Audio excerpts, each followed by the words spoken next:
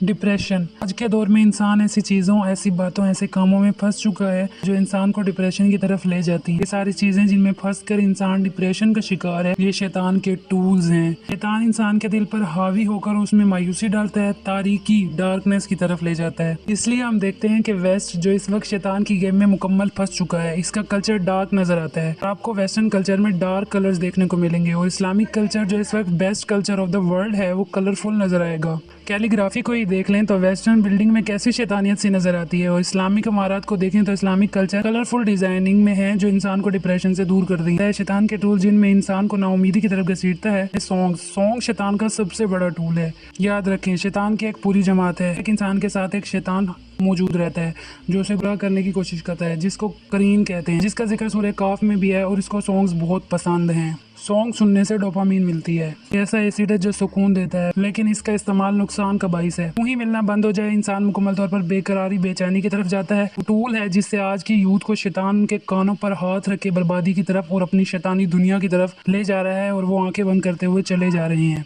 इस तरह इंसान क्राइम्स की तरफ जाता है, इसलिए रैप सॉन्ग सुनने वाले नौजवान कातिल बनते हैं। एट दी एंड इंसान नाहिलिज्म थ्योरी का कायल हो जाता है। नाहिलिज्म वर्ल्ड हेटेड थ्योरी है जिसके मुताबिक दुनिया में सिर्फ और सिर्फ नफरत है, कोई मोहब्बत, कोई खैर खवाई नहीं है, सब सेल्फिश हैं। तहकीक से बात सामने आती है कि हर साल तकरीबन लाखों की तादाद में सॉन्ग्स बनाए जाते हैं। 2023 की रिपोर्ट के मुताबिक 1,20,000 से जायद गाने 2023 के पहले 3 माह में अपलोड किए गए, जिन पर मिलियंस ऑफ डॉलर्स का खर्चा होता है। हर साल मिलियंस ऑफ डॉलर मूवीज बनाई जाती हैं, millions of dollars games introduce करवाई जाती हैं जो सब के सब डोपामीन का जरिया है।